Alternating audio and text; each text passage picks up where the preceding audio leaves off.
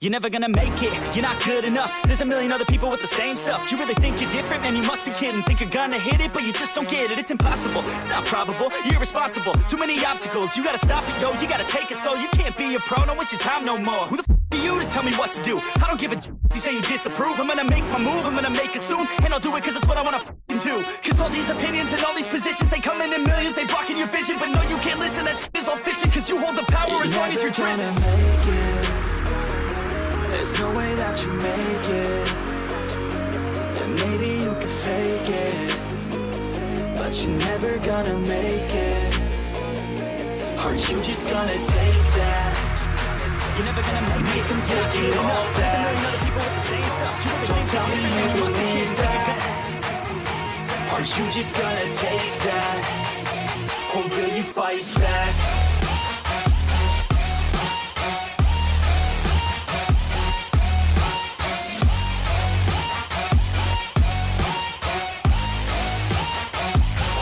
Fight back.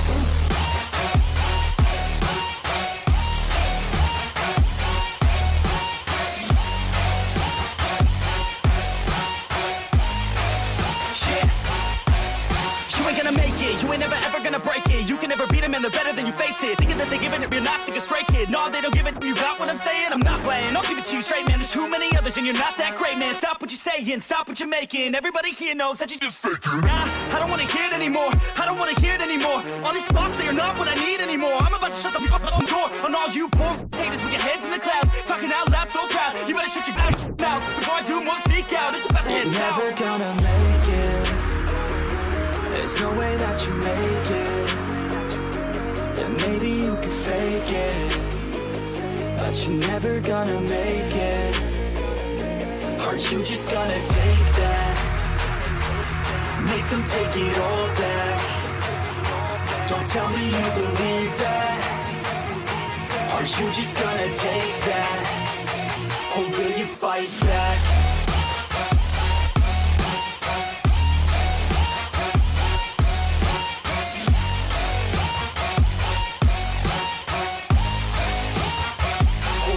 Fight back.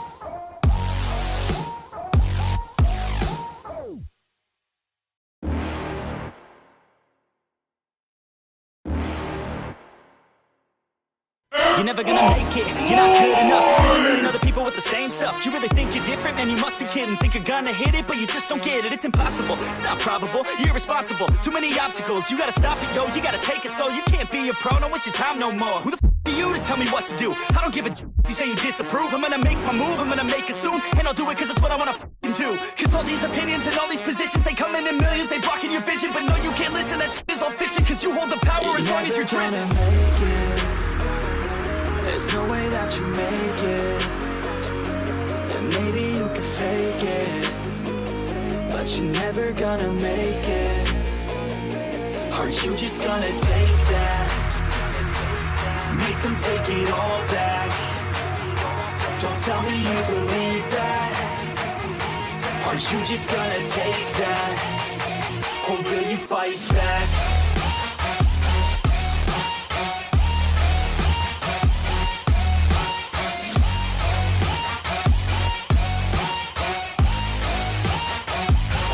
Fight back.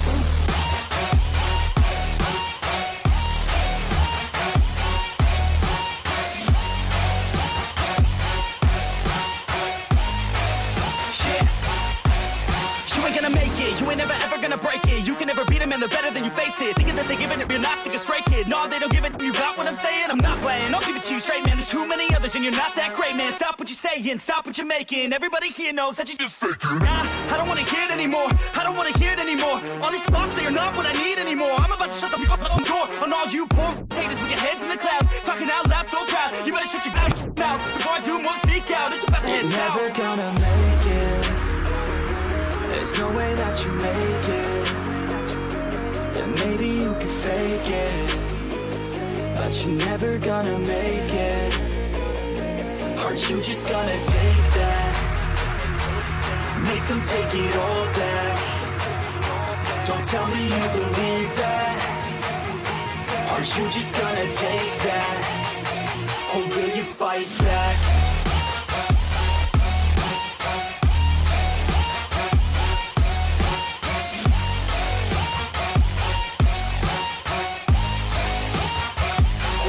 Fight back.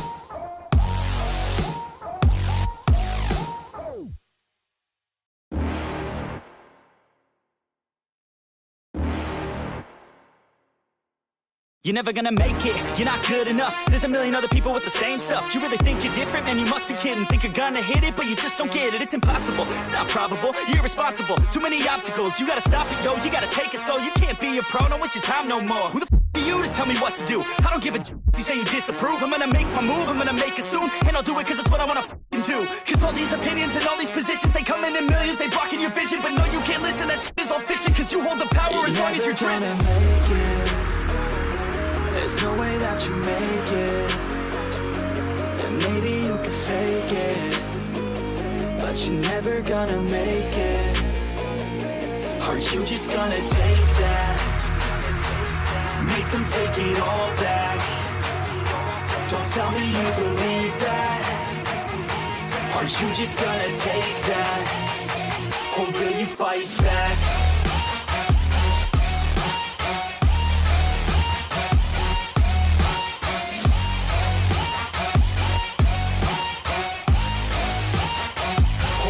Fight back.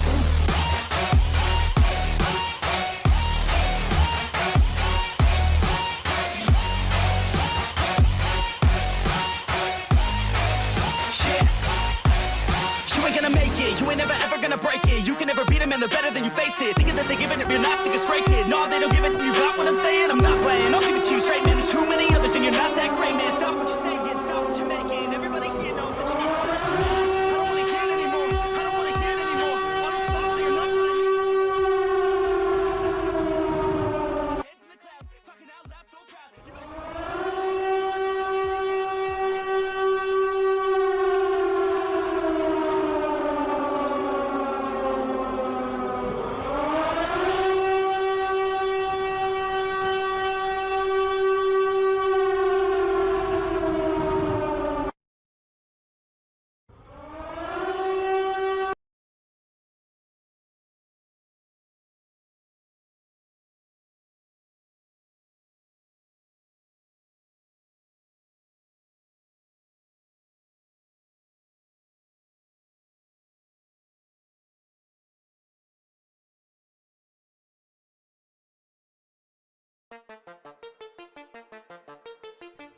Time, space, reality. It's more than a linear path. It's a prism of endless possibility, where a single choice can branch out into infinite realities, creating alternate worlds from the ones you know. I am the Grinder. I am your guide through these vast new realities. Follow me and ponder the question, what if?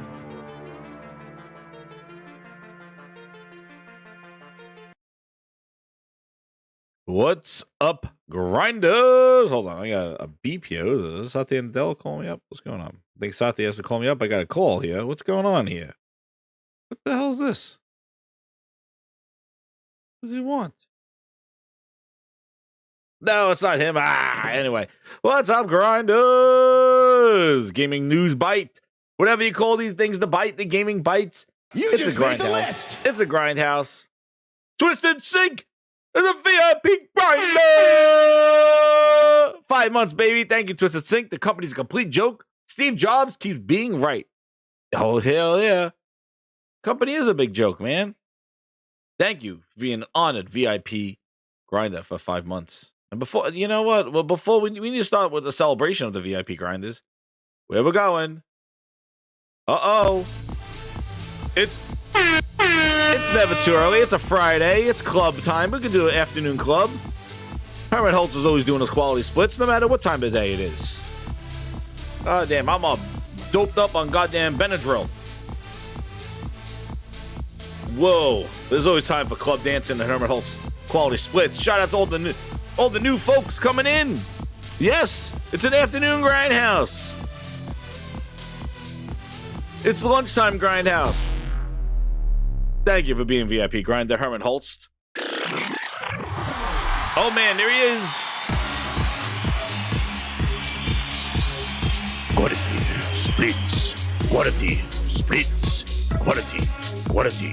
Quality splits. Quality. Quality. Quality splits. Do it. Do it. Do it. Quality. Quality. Quality. Yeah. Now back to our yacht. Let's go.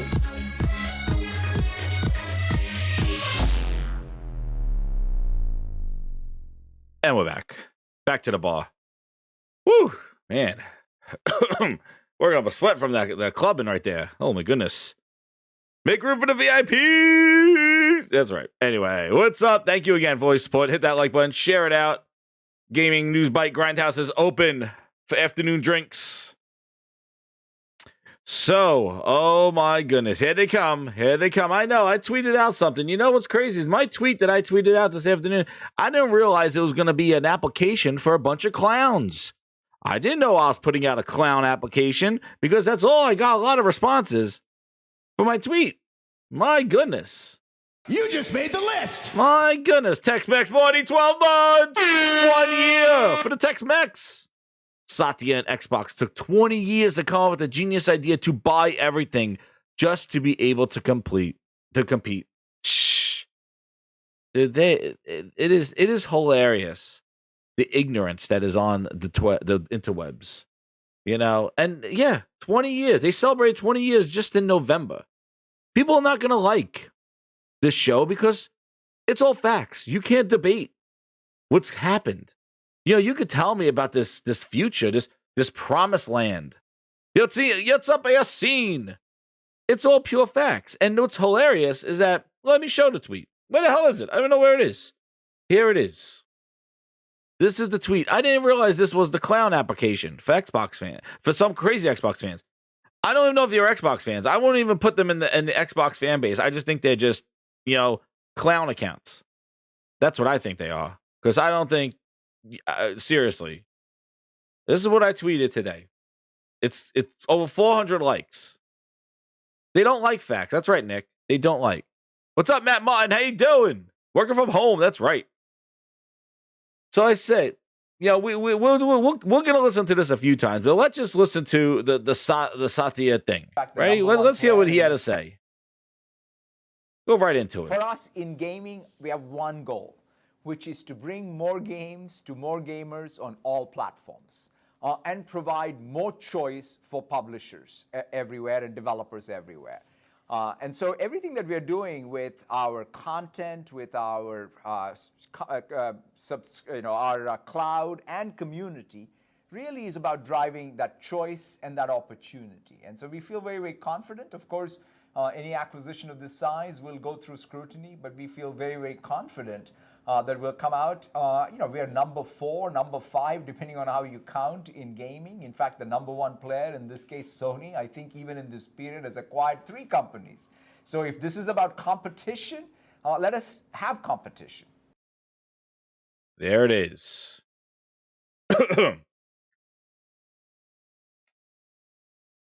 So that was For the us in gaming. Oh, we hey, have one Satya, goal. shut up. It's my turn. It's my turn now, you clown. Now, you want to compete 20 years, right? This is what I tweeted out. You want to compete, then release great games. You had 3 years, 2017, which was the Xbox One X launch. They launched with Lucky's Tales. Xbox 2020, no Halo, nothing came out with the Series X console. And now this year, 2022, with limited first-party games. I was nice with the word limited. It's almost zero, right? Then I said, then you have your biggest IP with Halo in disarray where you need to restructure. Bonnie Ross, after 14 years, is out. They cannot get their season straight. They're looking for seasonality. Meanwhile, they told us it was a seasonal game before it released. That was the reason why content wasn't there. But now they can't get the season straight. They're 6 months, they're 8 months, they're extended. They were 2 months, and now they weren't. A disaster. You got Perfect Help going on with Perfect Dark getting helped by a third-party studio with Creative Assembly, with not Creative Assembly, the goddamn bootleg studios over at Ubisoft that worked on the stunt double Avengers, making a third person or first person. Who the hell knows? We haven't seen it. So I said, cut the BS. Make games people want to play. Then more gamers will come. Somebody said the quote from Field of Dreams. You build it, they will come. That is all you need to do. Make games that people want to play. Put them on whatever you want to do. But people will buy great games. You're not going to get any competition by not making games that people want to play. You could come up with your friggin' fancy list, but those games need to release and be something desirable to play.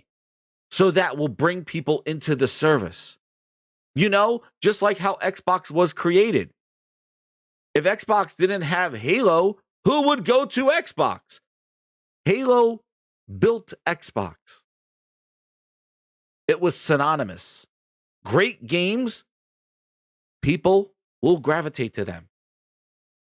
Your whole platform was built on one game. One game. Halo brought You Xbox just made the list. to now. Thank you, Salty. VIP Grinder. Oh, damn. Salty in the house. Now it's really clubbing. Thank you so much, Salty. Check out our podcasts on Thursday nights. 8 o'clock, Salty's podcast, man. Awesome show, man. We had a crazy show last night. Woo-wee. Noof Nukem was out. We were yelling. My nose was running. It was wild. Thank you, Salty. What a show. Go check out that show, everybody. But now, it does hurt Waldorf, right? Like, think about it. Xbox was built on one game, Halo. Without Halo, nobody would go to Xbox. A game brought people to the platform. It wasn't, oh, my, dude, you remember? Like, I got to do this. Do you remember? Like, everybody was like, wait, big bad Microsoft who makes Windows and all this other stuff, and even with the, all the challenges with their label, with all their, monopolistic behavior coming off of Windows and all that other stuff, they're making a gaming console? They're not going to survive it. They're big bad Microsoft making muscling their way into video games. People weren't gravitating to an Xbox. It actually had some issues at launch. The OG Xbox was accepted because of Halo. One game. Halo. You make a game that people will come to it. People didn't just buy Xbox because it was Microsoft, especially not at that time. They weren't a legitimate competitor. But Halo put them on the map. Halo was the reason. Make great games, people will come. What's incredible is since Satya got in there, since Phil got in there, the great games have been limiting. And it's crazy because you would think, why do I keep saying the same thing? Because I see the same idiots saying the same shit. That's why. And what's crazy is that Phil Spencer himself said they had bad quality of first-party games, and it will get better. Means when I think about Xbox, I'm going to think about quality games. We have work to do there. We haven't done our best work over the last few years with our first-party output. That's always been a hit on the company on that. Whenever I hear some criticism. Yeah, I don't know if I'd say always. Like I think he said this in 2019. For the last few years, our first. I think it's something fair to say. It is fair to say. It is fair to say. He agreed. In the last few years, that's been a criticism of the company. That was in 2019 when he was interviewed. The last few years, our first quality output. When you think about Xbox, I want you to think about quality. He followed up that interview with the release of Halo Infinite. Tell me if this dude really knows what the hell he's talking about. He wanted to say, when you think about Xbox, you think about quality, and they took their premier franchise and drove it into the ground with Halo.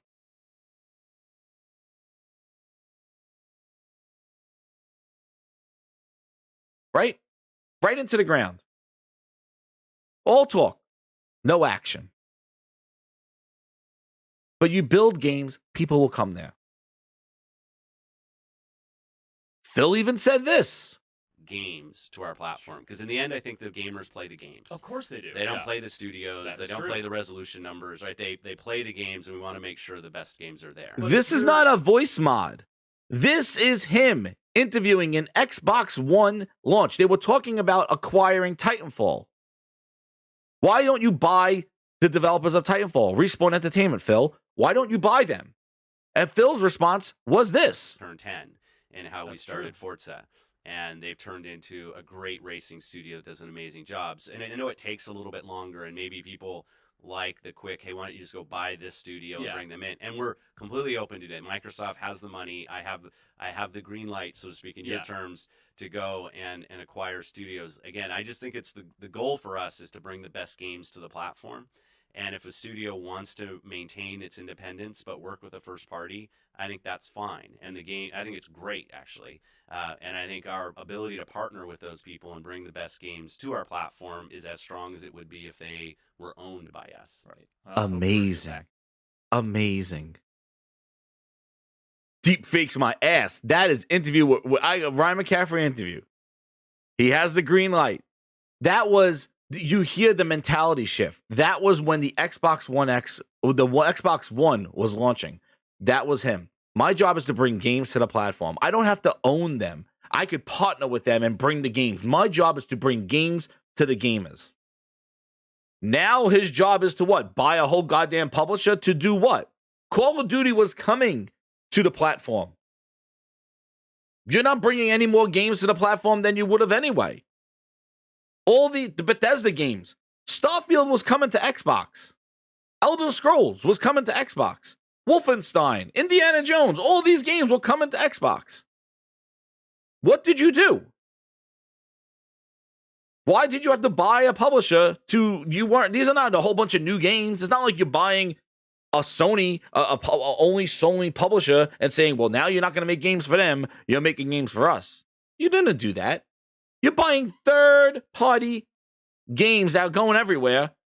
And what's crazy is you're keeping them everywhere in most cases.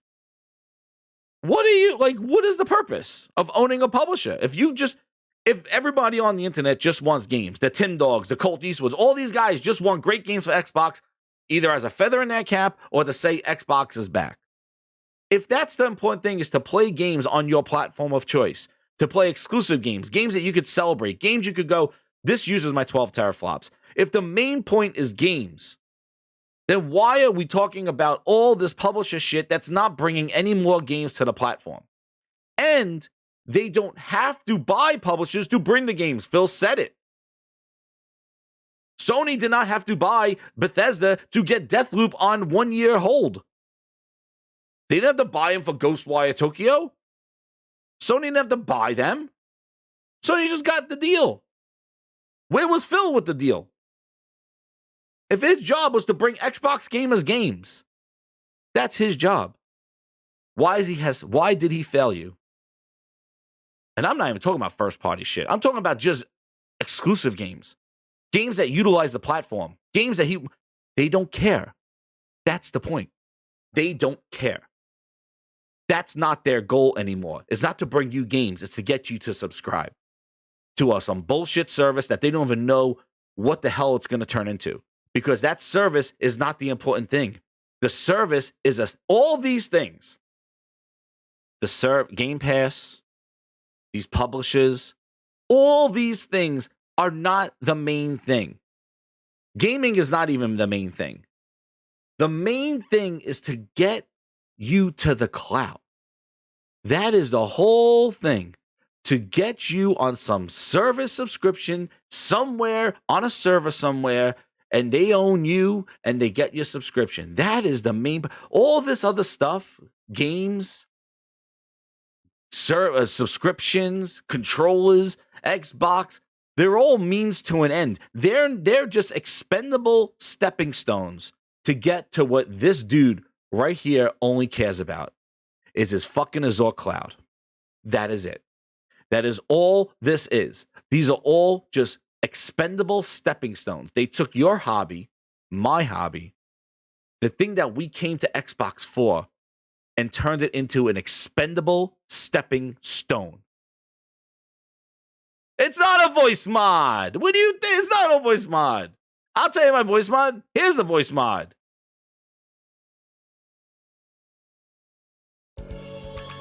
Oh, yeah. This is some illness. That was me. That was me on those interviews. This wasn't no voice mod. That was Phil Ness. Oh, yeah. I use my smooth saying, I have the green light. Oh, yeah. I could do whatever I want with Big Papa Satya's money. I spend it on a bunch of strip clubs. Yeah. You think I want to spend it on quality games? No. This dude right here told me one thing. Get your 60 million Xbox Live subscribers to the cloud. And that's my job. Oh yeah. I do the smooth talk. I just came back from Japan, bitch. I went over there like a used car salesman. I walked up to Kojima. I pulled out this Leapfrog tablet. Powered by, I had to ask for his Wi-Fi password, of course, because the shit don't have 5G on it. Whatever. But I had to ask for his Wi-Fi password so I could show him my Leapfrog tablet playing games over his Wi-Fi. Oh yeah. And then I have my new VP, Aaron Greenberg, spew some shit on the internet. Oh yeah. Damn, I'm exhausted. I was lying my ass off like I gave a shit about the Japanese games over there. I said, give me whatever you got in that garbage bin. I'll put it on Game Pass and say it's great partnerships. Oh yeah. Now that's Phil Ness. That's Phil Ness.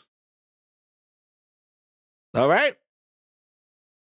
This is Phil. Games to our platform, because in the end I think the gamers play the games. Of course they do. They don't play the studios. That's they don't true. play the resolution numbers, right? They play the games, and we want to make sure the best games are there. But if you're That's Xbox fan number one, Ryan McCaffrey, interviewing Phil Ness, telling him, buy Titanfall. He's like, oh, I don't have to buy them. We're good with a partnership. We don't have to buy Titanfall. We're good. Back to this clown. Let's talk about this guy's interview. We'll get into the Leapfrog tablet after we talk about this guy. Hit that like button, share it out, Grinders, for the afternoon Gaming Grindhouse. Over 170 people watching. Thank you for your lunch break. Enjoy the Gaming Grindhouse. I'll kind of keep the vulgarity down to low, but sometimes the grinds get the best of me. If you maybe listen to this at work. But hold on, I got a new soundboard clip for you, everybody, so stay tuned. We have a new person here. But anyway, back to him. Let's talk about what he's talking about, competitive. Anyway, this was the clown application. Whole bunch of people, not these dudes, but there are people showing me list of games. One dude, actually, one guy told me they have games. What am I talking about? And then prompted to show me a picture. I don't even know if I can see it, but show me an image of Vin Diesel's Arc 2. And I was just like, wait a second. You're trying to say great games are coming and show me Vin Diesel's Arc 2. I got an exclusive interview right here from Vin Diesel himself talking about Arc 2. Exclusive. Because I'm the insider right now. I got exclusive interview from Vin Diesel about his opinion on Arc 2. So I don't know why this person was telling me that this game was a quality game and it counted my tweet. But I'm going to play my exclusive interview from Vin Diesel, exclusively on the Grindhouse. We're very popular now. We've grown to epic proportions, and I got the connections. I have the green light. So let me play this exclusive interview, please. Keep your phone. I'm gonna not have any background music. I'm gonna play the exclusive interview from Vin Diesel. Vin Diesel was asked, "What do you think about Arc 2? You're in Vin Diesel. What do you think about Arc 2?" And here's the exclusive interview. I don't play this game. And that was it. It was a short interview, but there it is. I can't believe it. I'll play it again, in case you missed it, because it was a very short interview. But I got the interview from Vin Diesel. Vin Diesel, what did you think about Arc 2 as being a great game? I don't play this game. Oh, shit. Well, there you have it, Grinder. So I don't know if you should look forward to Vin Diesel's Arc 2 or not. He doesn't care. He don't play it. So I don't know. But anyway, somebody decided to counter great games by telling me about Vin Diesel Arc 2. The list, I don't...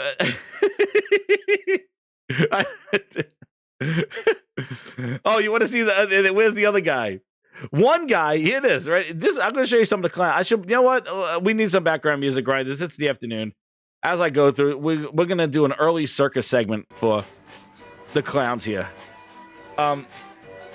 This guy, okay? This person responded to my tweet going, "We're going to take Call of Duty from you, and you're scared." And I was just like, who are you? Yaga Johansson? And these people got like 4 followers. I think they just created their accounts this morning and had their mom and dad follow them. I don't know. But the guy, I go, go ahead, executive, do it. I go, do it. Take exclusive. I don't care. You act like I'm hurt that Call of Duty might be an exclusive. Take it. Take it all. Let's see what you do. With great power comes great responsibility. And Phil showed you that he does a face-down, ass-up approach. Hootie does his coffee orders. They suck with managing games. Take it. Let's see. Surprise me, dude. I said do it. This guy responded, "Okay, we will. What you gonna do about it?" And then liked his own tweet. It was the only like that he got. I said, "What's up next? Go get the lotion." Because you satisfy yourself, dude. Who tweets out, "We're going to do it," and then like it? Goddamn traveling circus right here, Jay Yeager. 5 followers, have his aunt and uncle, mom and dad. Probably the dog. Probably the cat's account. 5 people. Like your own shit, get the lotion. Get the toilet paper. The hell are you doing here, dude? This is the clowns. These are people's serious responses. What are we doing here? And as I said, look at these clowns.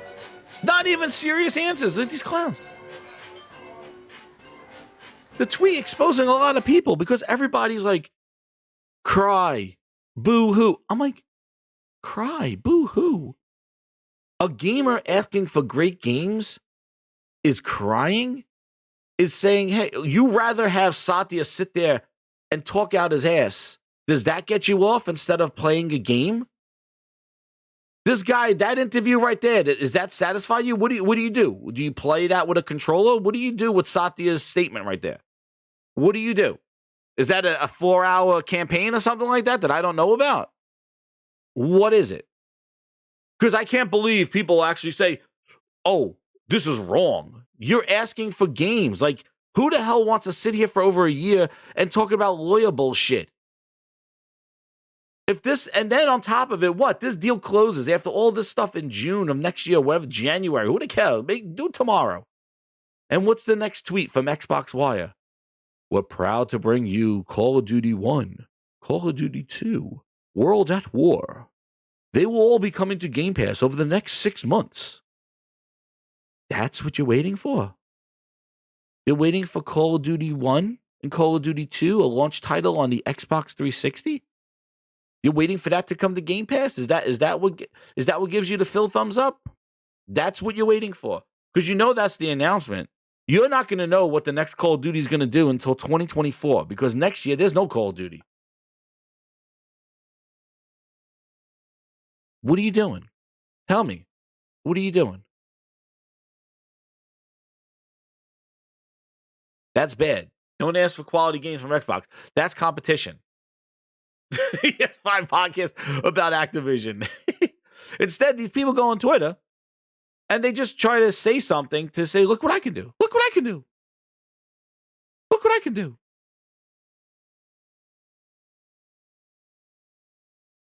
Insane. Because this is what I think is actually going on in Satya's thing. He's just reading words and bringing that up. We got a brand new exclusive soundbite courtesy of Xbox with their stupid interviews right here on the Grinds board. And here it is. In case you missed it during his interview. The stutter, Satya. And so everything that we're doing with our content, with our our cloud, and so everything that we're doing with our content, with our our cloud, and so everything that we're what did you want to say? Our content, with our our cloud, and what was he trying to say? And so was he trying to, he couldn't get the word subscription? Content with our our cloud, and what? Why would he have that mental break? And what's actually interesting is if you look at his if you watch the interview, here he is with his I don't know who this dude is, but he's watching and provide. Here he is. Look at this. Let's do some closed captioning. They don't have him going subscription.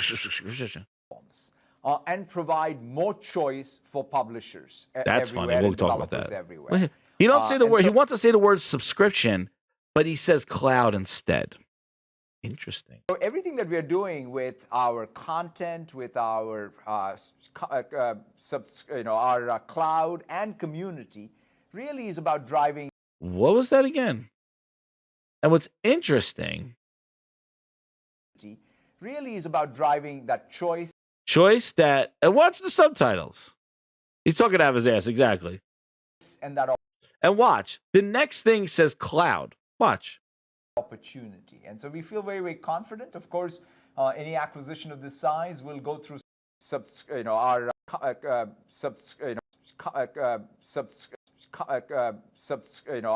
cloud with our with our our cloud, with our our look at the subtitles. Subscribe our cloud. It's like, it's goddamn like it's a freaking subliminal messaging right here. He's like, subscribe our cloud. He don't know what the fuck. This guy is here is to tell him, is to edge him on if he calls the Nintendo, if he calls the Xbox a Nintendo. Community, our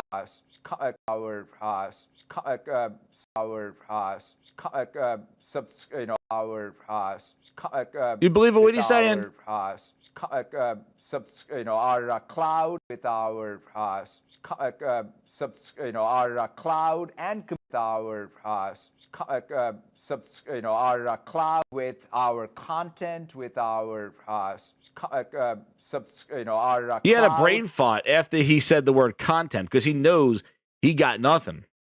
He has no content.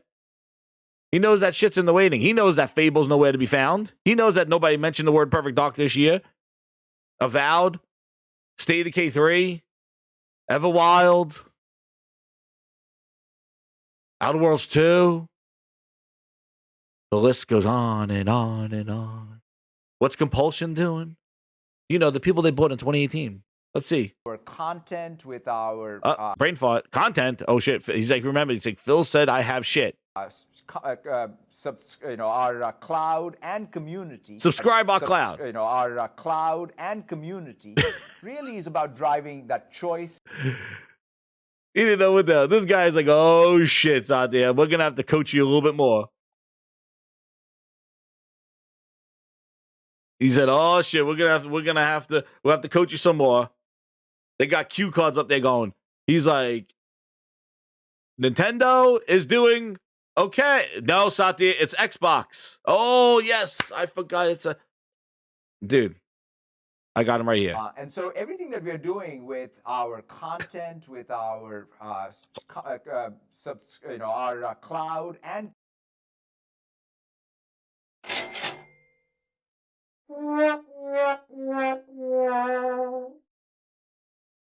now, dude, he doesn't even know what the hell he's saying, dude. Because you want to hear something? You think we're done? You think the Grindhouse is done with this? You know what? We have just about 200 people in here. I think it's the afternoon time. You're right. We're going to do a little thing. We're going to have... I edited out the music. We're going to put it back in. Here it goes. Ready?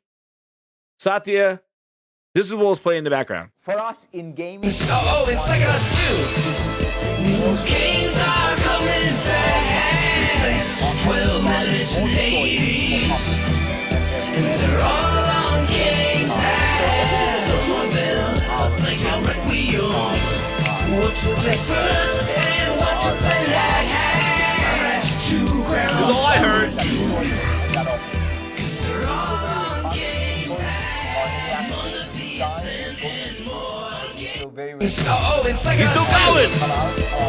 Games are coming fast. 12 minutes and 80s.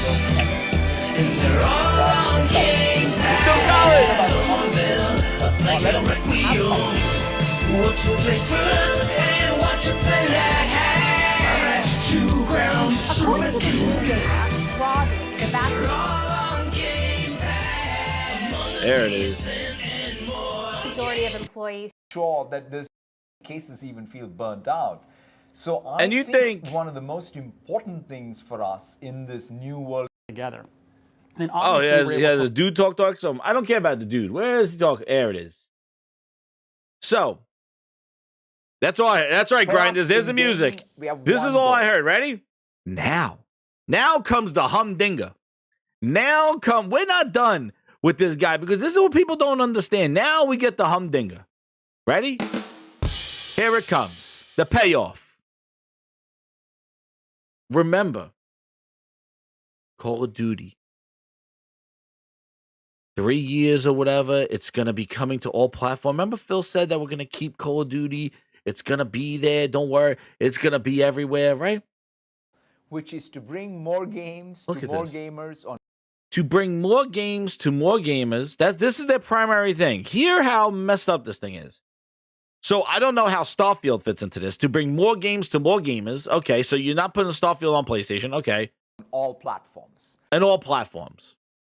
All platforms where you are, or all platforms considering Sony, your competition. Vague bullshit. The interesting thing is here is when he says we want to give choice. Listen. And provide more choice for publishers everywhere. What was that? Everywhere and for publishers. Who? More choice for publishers. Provide more choice for publishers. Provide more choice for publishers. And provide more choice for publishers. What have they done in the last 2 years? More choice for publishers? You mean by buying them? Is that your choice? How are you creating more choice for publishers when you're buying half the goddamn gaming industry for $80 billion? Provide more choice for publishers. What choice?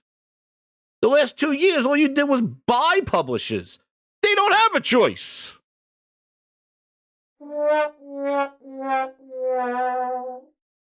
You want to provide more choice for publishers by what? Buying them to force them through your service? Why are you buying publishers if your job here is you want to give them more choice? More choice for publishers everywhere and developers everywhere. Who? What? What are you talking about? You're buying publishers. How are you making choice for publishers by buying them? Bethesda had a choice. Everywhere. Provide more choice for publishers. And provide more choice for publishers. And provide more choice for publishers everywhere. That's his main goal. Which is to bring more games to more gamers on all platforms.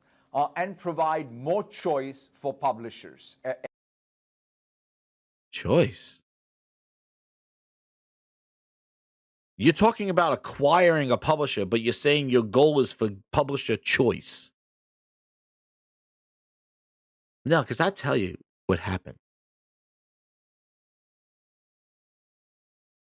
They tried releasing this service, and publishers said, "Aw, hell no." Rockstar, we're not in Game Pass. Callisto Protocol, we're not going in Game Pass. EA with Madden, Madden's not in Game Pass. All the publishers are coming out. All the developers and publishers are saying, we're not in Game Pass.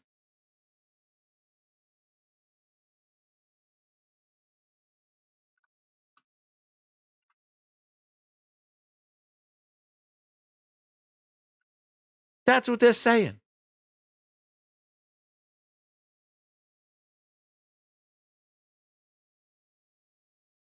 They're all coming out. Who says, what public, EA, would they come out and say, how many times do you find somebody say, we're not in Game Pass?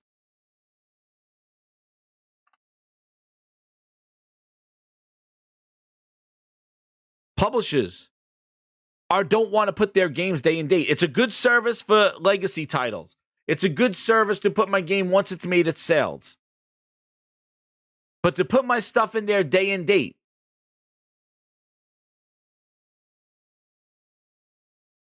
where the publishers celebrating this? EA is like, no, Madden's not in there, guys. Madden's not in there. Right? Madden's not in there.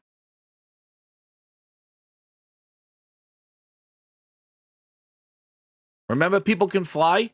When Outriders was announced for Game Pass, and they're like, please just buy our game. Please, don't cancel your pre-order. Because that is a direct support of us.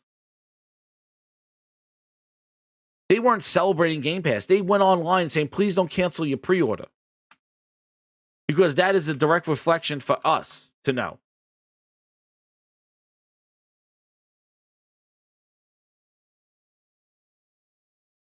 Don't believe me?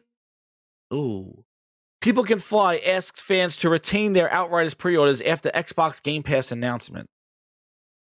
So publishers they're choosing not to put their stuff there, dude. They're choosing not to put it in there. So what do you have to do? You got to go buy publishers because the publisher's choice is not for your Game Pass. That's why they stopped buying developers. You know, they were buying Obsidian. They were buying little indie developers, Ninja Theory. They started buying developers, and then in 2018, 2019, they stopped. They're like, yeah, we're done. Just go buy the whole shit ton of Bethesda. Go buy all of Activision now. Why not? Because guess what? The publishers were choosing not to put their stuff in your service. So what you have to do is force them, just like Mixer. People weren't coming to Mixer, so you had to buy attention from Twitch. Get Ninja and Shroud. Get him over there. Try to draw him in. That's what you had to do. Please buy. By maintaining your pre-order, you will indeed be helping and supporting the Outriders team. Wow, that don't sound like Game Pass is supporting the team. We truly appreciate anyone who's willing to trust us with a pre-order. This is not something we'll ever take for granted and is why we tried to lay out your options as easily as possible. You imagine developing a game and then grubby Square Enix with Microsoft make a deal for Game Pass, and now as a developer, your game is being out there for a dollar bill fill Walmart bin? After working so hard for your game that people pre-ordered the game and 2 weeks before the game comes out? Listen, this ex-Abbott guy must be, his mom made him eat some lunch. Let me tell you something. EA Play is in Game Pass, ass. Okay? That is a trial. EA came out and said Madden is not in Game Pass because there was rumors from your Xbox insiders that Madden was going to be in Game Pass. The trial is in Game Pass, but they actually went out of their way to clarify Madden is not in Game Pass. Why? If Game Pass is such a success that Phil Spencer says it is, why are people going out of their way to show this? Look. Why? If this was such a great service, if everybody had choice, EA Play Pro is on PC. That's not on console. That's on PC. Madden, NFL, and that's their own service. That's their own money. They're not putting it through Microsoft to get royalties to them. That's EA's own, just like Ubisoft Plus on PC. They got their own subscription services, but that's their own. That's their own thing. But if Game Pass was so great and everywhere, why were they not putting it in there? And why would these publishers have to come out and go, hey, Madden will not be released on Game Pass, despite what a banner ad on Xbox.com suggested. This is an error on how Madden was displayed on Xbox.com has been corrected. Madden will not be available on Xbox Game Pass Ultimate. But if more people play Xbox Game Pass, then why would this have to come out and even say this? Why? Why would they even have to come out and say this if this service was so great? If it was everything that Phil said it was going to be? Why would they need to do that? Choice, right? The last two public acquisitions you made are two big publishers. How are your goal is to give more choice for publishers when you're buying them? It's forced subscription, Ray Rock. Yes, it's forced. You are forcefully buying the industry to put them in Game Pass because they don't want to go there naturally.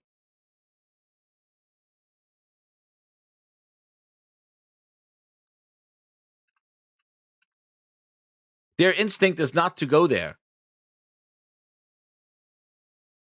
Another big publisher. Rockstar Games owner doesn't agree to putting its games on subscription services day one. That's a Microsoft vision because Microsoft's willing to eat the cost of whatever they decide to put in there. Their first-party games, they will eat the cost of Halo, the billions of dollars that thing was.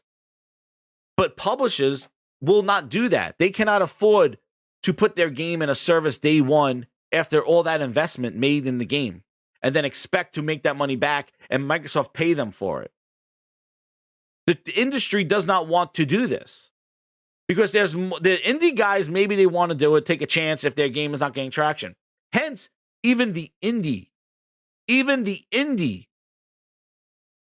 scene is cautious of Game Pass. Hence why they developed that demo subscription service. Remember, we'll pay you to make a demo for our service. And if the demo is good, then you might want to put it in Game Pass. Remember that interview from Matt Booty over at GDC? Or no, was it this year? Was it? Was it the Xbox demo? Xbox Game Pass demo. Why would you need to do that if Game Pass is such a great value? Do you see where I'm going with this? If this was all that they said it was, Phil advertising, Satya saying more choice for everybody, more games everywhere, the industry would make natural movements. This game has been out. This system service has been out since 2017. It has yet to prove itself. Hence why they had to pivot to buy whole-ass publishers. I don't know how that's given them choice. What is it? Xbox, Xbox Game Pass demos.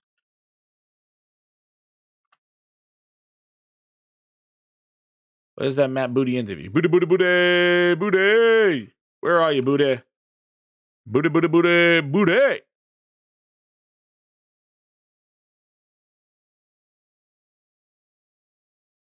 Where is it?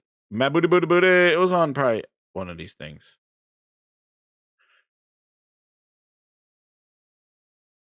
Project Moorcraft. That's what it is. And here you go. So Rockstar says, this is good for legacy titles, we won't be adding any first-party titles either to PlayStation Plus. And the same thing goes for PlayStation Plus as well. This day one, the people are not going to do this. I'm not saying that Microsoft is bad with Game Pass, but it should go to PlayStation Plus. No. I don't want the games compromised for the services. That's my take on this whole thing. But if indies thought that this was such a wonderful thing, why would Project Moorcraft come up, right? Xbox will pay game developers to publish demos. In the interview, why don't we take Game Pass and make it like a show floor? Why don't we make it possible for developers to take a piece, a level of their game, release it into Game Pass, generate excitement for what's coming, so basically a beta, and also get that really valuable feedback as they tune and prepare to launch their game? And then Matt Booty goes, but wait a second, that's work. As part of this, we set up a program. It's structured so that developers get financial compensation that benefits them so that they get feedback as well. So they're going to pay you to make a part of the game to put in Game Pass before you release it to see if it generates traction. Does that sound like a service that is balls to the wall, super successful, that it sounds like you're scrapping at anything you can to try to get some excitement, some motivation in the service? Do you see where the pivot's coming? Do you see where the pivot's coming? Do you see that, like, this service is not all it's all cracked up to be? So that's why when Satya comes out here and he starts going like, oh, publishers and choice and games and all platforms. And provide more choice for publishers everywhere and developers. The publishers made their choice, dude. Indies, everybody made their choice. You're just not it. Your cloud, your future is not what people want. Exactly, Twisted Sync. But does that sound like, do you need to pay somebody to put a part or a demo of an indie game in the service? That sounds like I'm paying you to do something for me because you don't want to do it naturally. Just like they got to buy publishers. Why did they stop buying studios? And now they just bought a whole ass Bethesda and a whole ass Activision. Why? If it's just about bringing games to the platform, if it's just about bringing games to the gamers like here that are in this chat, games to our platform, because in the end I think the gamers play the games. Of course they do. They don't play the studios. That's they don't true. Play the resolution numbers, right? They play the games, and we want to make sure the best games are there. But if that's the job, they could do that without $80 billion. They did it before. Rise of the Tomb Raider, Titanfall, Rise, even making games. Did they have to buy Insomniac to get Ted Price on stage to talk about Sunset Overdrive? Did they need to buy? He wanted to make Sunset Overdrive 2, and Microsoft said it's not in the cards right now. Insomniac wanted to make that. They didn't have to buy Insomniac. Instead, they had Ted Price on stage, made Sunset Overdrive 2. Did you need a year of talking about acquisitions and stuff in order to get Sunset Overdrive 2? Did you need that? Did we need to sit here and talk about a year and a half whether Titanfall is going to be exclusive when they buy Respawn Entertainment? Did they have to buy Respawn to make Titanfall? No. Did they have to buy Crytek to get Rise, Son of Rome? the game that everything's made off of, right? No. Did they need to buy Rockstar to get the Ballad of Gay Tony and the Sons of Anarchy expansion packs for GTA 4? GTA 4.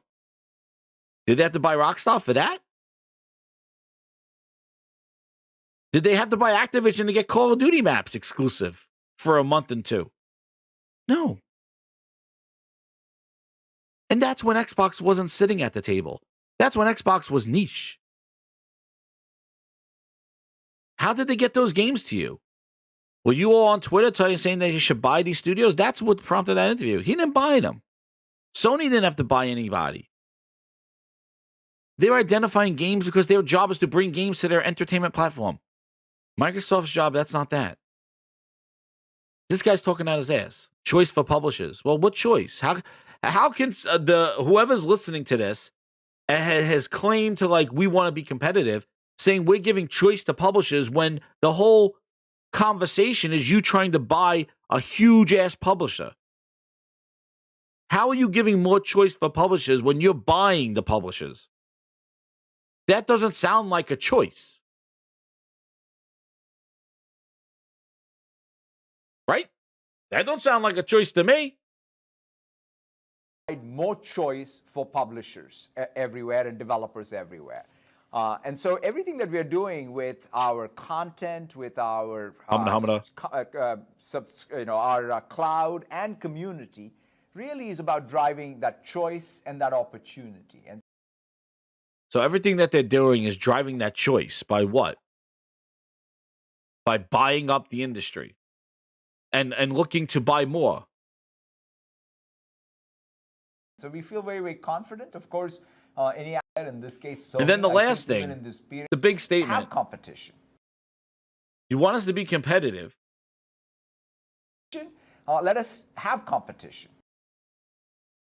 You just had Phil touting his nose, talking about Call of Duty is going to be on the platforms and all this other stuff. So are you saying that you buying Activision is competition because Sony's in first and you're fourth or fifth, which you're basically, after you just kind of went on and said, what was that? I believe you went on and said that you were the, here's another thing, right? I got one more for you, grinders. Hit that goddamn like button. I got one more. Right? Here we go. Where is it? Oh, I shared it in this thing. Excuse me. Where is it?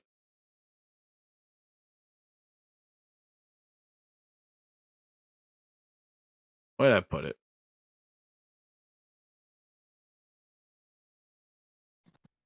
What up, Jazz? Yo, what's up, man? How you doing? What up, man? Hey, I just want to say something real quick. Yeah, man.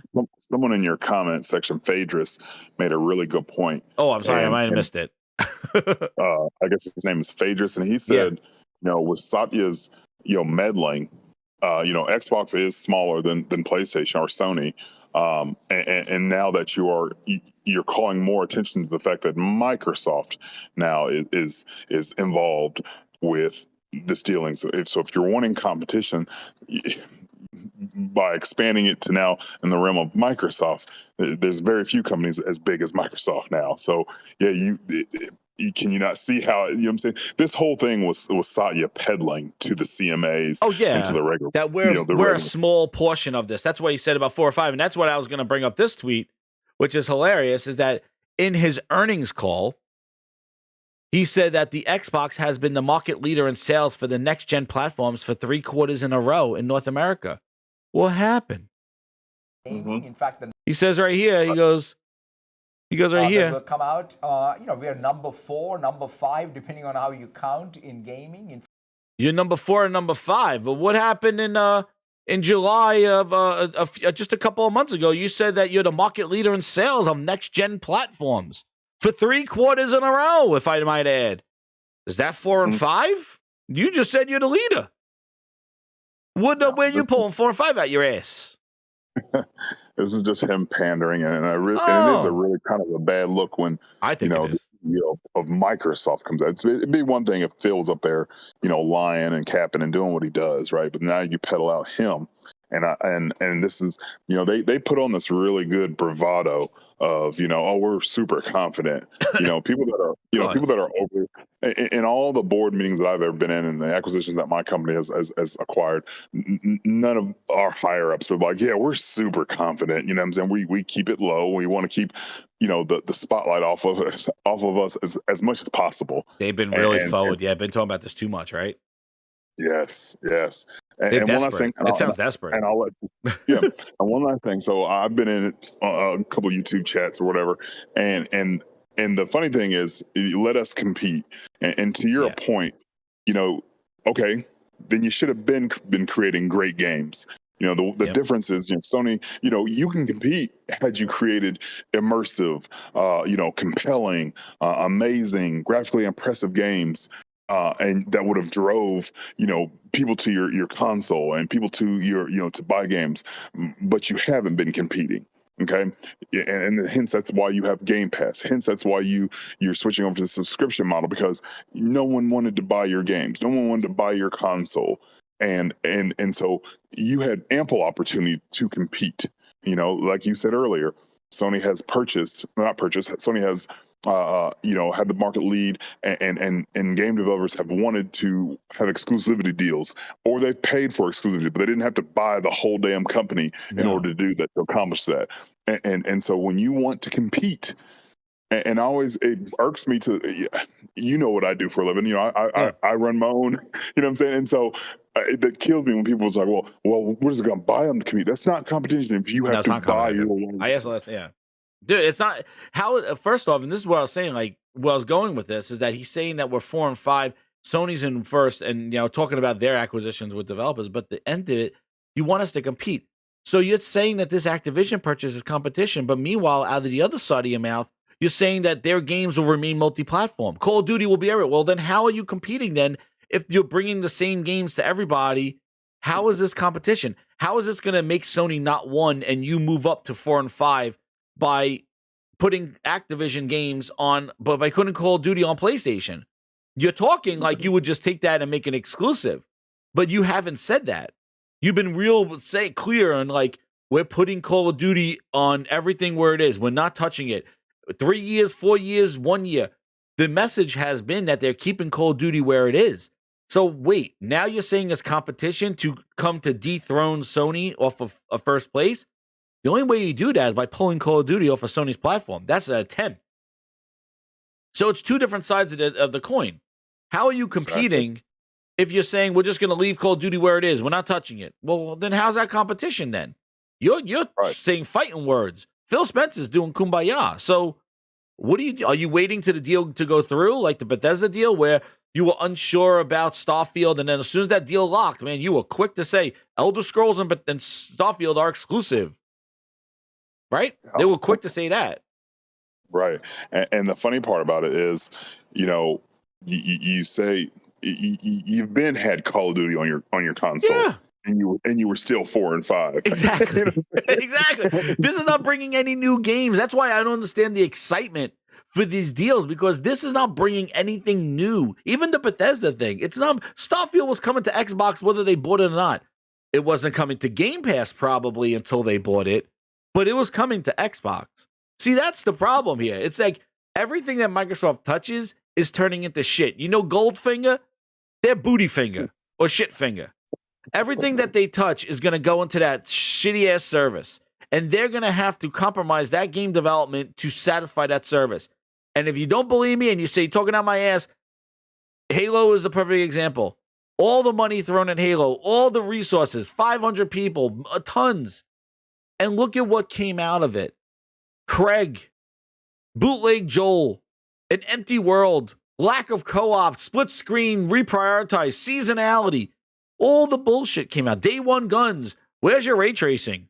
Who knows? Where are those assassinations that they said they'll bring back? Fuck, who knows? They're shit finger. MS finger. That's what they are. And what up, guys? What up, guys? Yo, what's up? And another thing is the fact that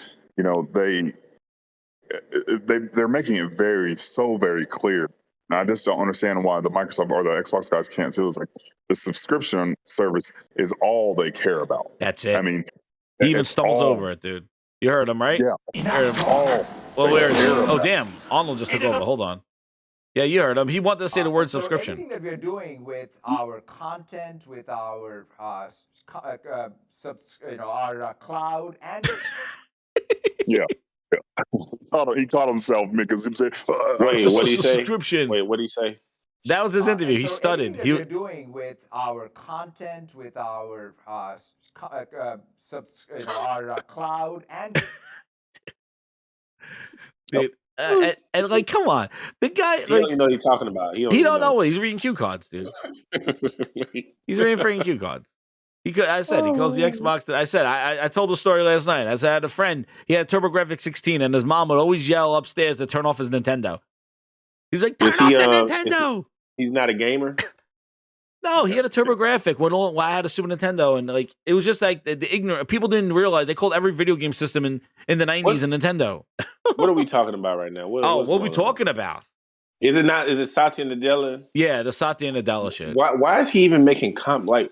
I don't. Why is he getting involved? Yep. Well, exactly. But did you heard his thing where he's like, our number one priority is to give publishers choice. That's what I was going on. And saying, well, how are you giving publishers choice when the last two acquisitions were full-ass publishers? Like, what choice you giving them? Don't make sense. They're talking out both sides of their mouth. They're not targeting publishers that are having success. They're targeting publishers that are in their goddamn in the alleyways. That's what they're trying to do. Publishers that are on their way down. Publishers that are like, it's not been good times. Man, Phil sniffed that booty ass when they're grabbing booty over to that goddamn Activision. He knew. Dude, just think about it. That incentivizes him. Them with all those sex allegations that they had there. 2 days later, the son of a bitch went over there and said, well, we want to buy you. Like a buyout. How sleazy is that shit? Has nothing to do with it. I had a guy that literally was like, well, you do realize that Activision Blizzard approached Microsoft. And I responded, I was like, you do realize that, they were about to be, the hammer about to come down on them and all the lawsuits and all the sexual misconduct allegations. You do realize that their stock prices plummeted, you know what I'm saying? And 2 days later, Phil with his cape on came, flew in there. Exactly. Phil, wasn't Phil making comments about, what's the dude that runs Activision? You know what I'm talking about. Bobby Kotick. Yeah, Phil said real obtuse about it. We're evaluating them. I have it right here. Yeah. He already knew what time it is. But they had already sent Mike Ybarra over there. So, here's my thing. He knew what was going on. And I'm a COD fan. Like I play it. But you know what? I want Jim Ryan to say, go fuck yourselves. Take Call of Duty. Take it and watch it crash and burn. Yes, I say take it. Do make it exclusive. Do everything you want to it. Make it better for me. Let's see. Yeah, the hater in me, and just watch that. If you want to see how to fuck off, you always hear about them stories about people winning the lottery and then going broke. You'll watch it in 4K if they make that exclusive. Dude, you will. You watched Halo die in 4K. Jesus, like if that's why people are like, oh my god, they'll do so. Dude, they mishandled all the IP they own for 20 years. How are they going to all of a sudden magically fix Activision and turn things around for them? They're not going to do shit. You know what they're doing? I got the article right here, dude. Ghost, I got it right here. It says, Phil Spencer reportedly started Activision talks days after explosive Bobby Kotick report. There you go. And I commend him. Days after. He heard about that grabbing ass. He went over there. It's me and Matt Booty. He goes, you grabbing ass. I got a booty for you. Hey, bro, Matt Booty. He goes, you grabbing ass. Here's a booty right here. He's luscious. Get him over there. Luscious booty. Get over there. Here he comes. And then Matt, he goes, this is my second favorite booty. I heard you guys like grabbing ass over here. And he brought him in. He brought over Matt Booty. He goes, you want to grab ass? Here's one right here. And then Matt Booty comes in. He goes, oh yeah, he don't say much. That's how he manages the studios. He walks in 343. He goes, everybody, Booty's here. He talks like the goddamn Muppet characters when he just talks in fart sounds. Because I got ass for you right here, Kodak. Take that shit and make it exclusive. Please do. And put it on Game Pass and watch that shit crash and burn. Let it At all this point, I burn. don't even care. I'm sick of it already. Exactly. Take it I'm all. sick of them, these CEOs going back, doing back and forth with the media. Like, just get this shit over with. My thing is also, okay, let's just say, I mean, and there's a good possibility that this transaction doesn't go through. But Microsoft limits themselves now, because you're talking about you want to acquire more studios. Okay, you just bought Activision Blizzard at 25% shareholder, market revenue shareholder, or leader. Who else do you gonna buy that if you're getting scrutiny for Activision Blizzard, fuck you, who you think you're also gonna buy that ain't gonna get scrutinized? You know what I'm saying? I mean, so they said they still gonna get more. They said they exactly still more choice for publishers, because he's probably gonna go around and buy some more. I'm gonna give you more choice. They The said choice is they're looking to buy more. Yeah, exactly. The choice is either you ride with us or you ride alone. It's like he's gonna go to failing studios. They're trying to force this Game Pass onto people. They're gonna buy up all these publishers so that you have to get these games. Did they even release a physical copy of Deathloop? I didn't see one. I think it's very limited. Exactly. It's very limited. They know what they're doing. Yeah. Yo, I got Twisted Sync with the super chat. I had two of them. Sorry, Twisted. He goes, the more Microsoft talks, the more guilty they look. Yep. Exactly. And then he goes, and all the talent is leaving, going to the Deviation Studios. And that's a great point, Twisted Sync. There is. Who is going to stay around? One of the things that Sony made important with the Bungie acquisition is that they paid for them to retain, or had a retention bonus for everybody keeping them. So, like, when you look at who's still going to be around, like, you look at Rare. Is the Rare team that made Nintendo successful there? No. There's nobody there anymore. They just got the name. And they haven't made that Rare magic in a long time. They're not even making Rare IPs. They're making Everwild and Sea of Thieves. They're not even working on IPs. Perfect Dark is in development, and Rare has nothing to say about it. You tell me where the hell that is. All these games, they're not making none of the iconic IPs that they own. They're not even working on them. Exactly. Like they're not even like, how the hell are they working on them? Did they do this GoldenEye remaster or whatever? Oh my God, with no online? Yeah, everybody's fine with that. Yo, man, this is. Best Buy, you have to pre-order it on Xbox. Shit, CTR2 said. Yeah, they don't have a physical version of it, dude. There was no release. This was a stealth drop online. It was all about Game Pass. It was a Game Pass drop. They're not even hiding it anymore, what they're trying to do. Game Pass. They want to force you into that damn shit. Seriously, is Game Pass even? I think Game Pass had more recognition last year with some of the moves that they made with MLB The Show and Outriders and even Back for Ass, I guess. But like, I feel like this year, the Game Pass talk, I don't think Game Pass was worth a damn this year. I think Turtles was like the best thing they got. I'll be in different conversations, gaming spaces, different, things. And it doesn't matter what the topic is, but somebody's going to come in there and start talking about Game Pass, right? Yep. And how it's the best value. It's the best value in gaming. It's this, it's that. And I'm like, guys, you don't even realize that Microsoft warped your brain into being a walking Game Pass spokesperson. You're a walking advertisement for them. What is going on? Like, why is this service? I just don't understand. Shout out to T-Rock with the 2. He goes, the only publisher choice is Game Pass, baby. It's They got their songs. This is what they listen to. They're like, you got one choice, bitch. They're all on Game Pass.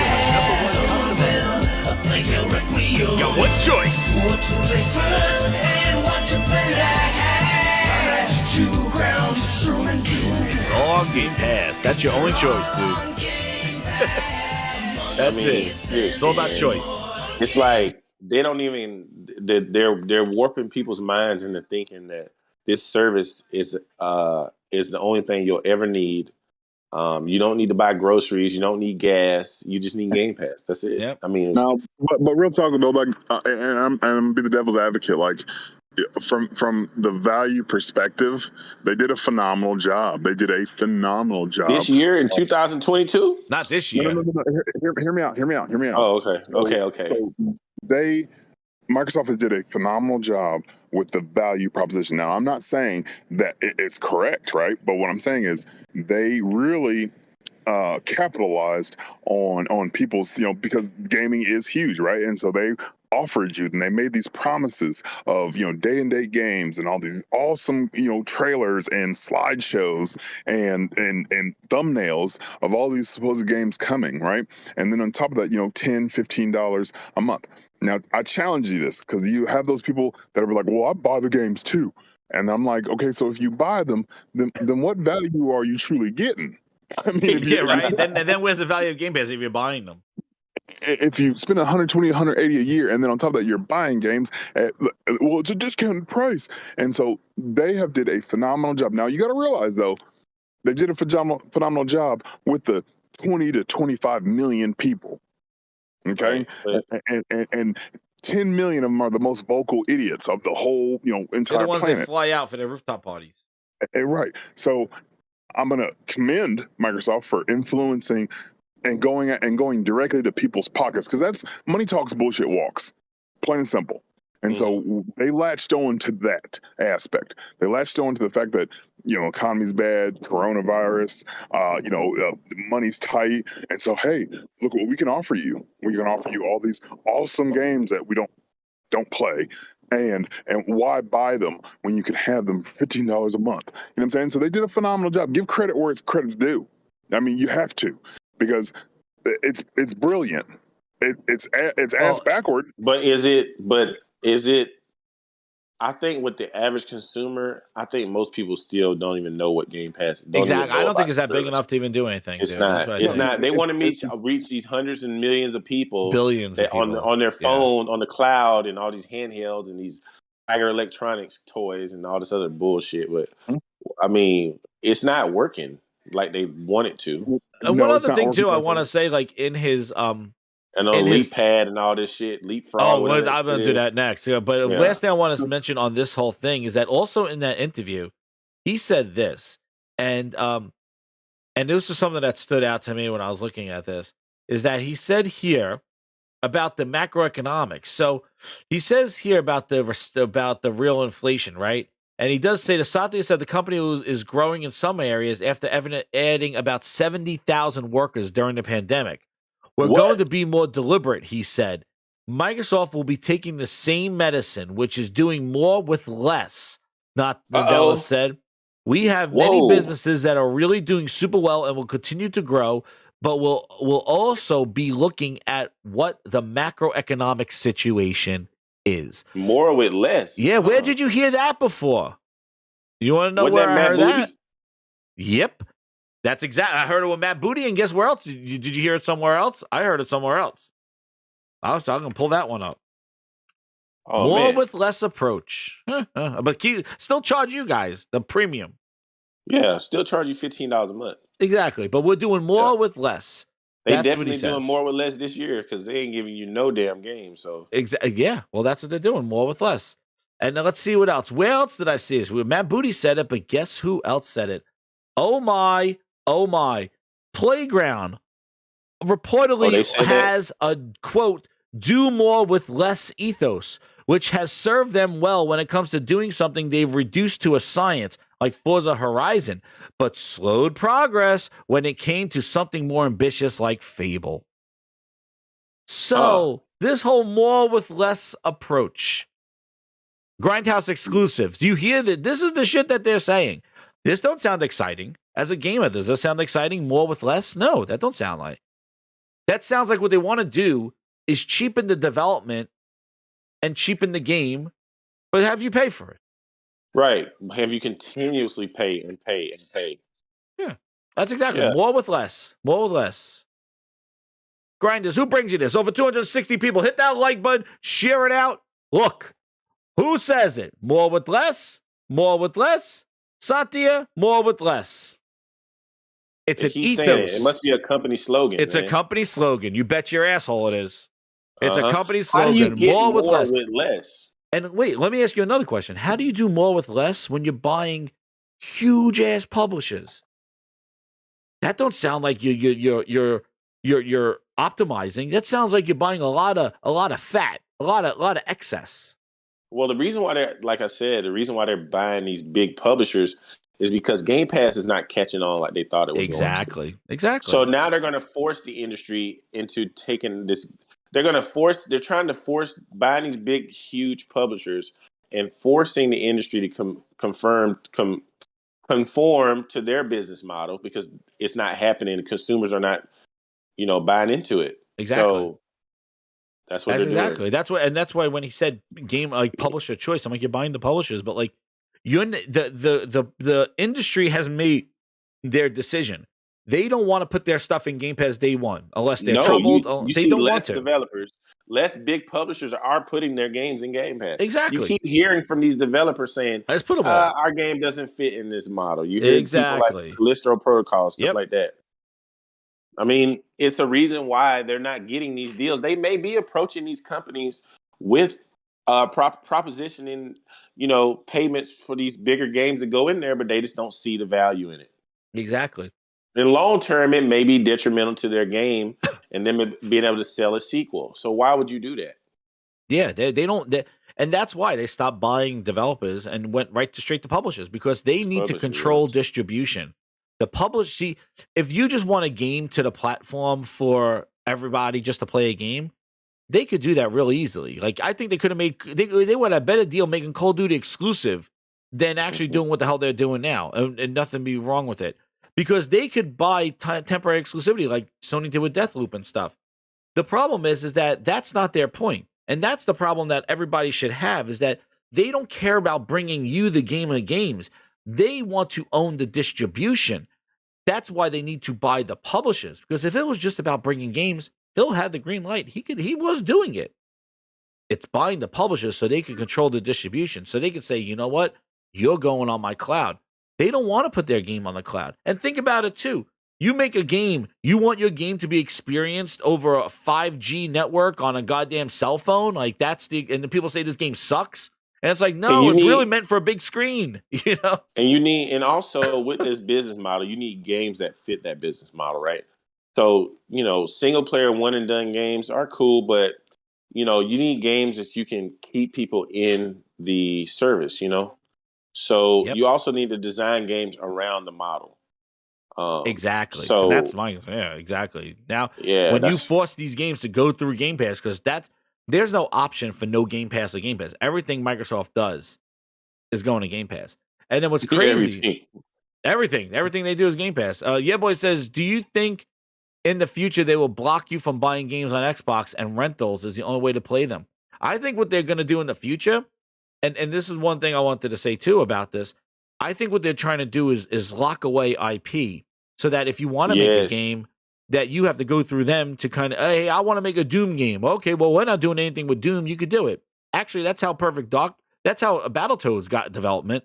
Horrible game. Dahlia Studios like, we want to do Battletoads. Isn't that a Rare IP? It is. Same thing with Killer Instinct. Rare made some of it, but they worked with Creative Assembly on it, or Iron Galaxy.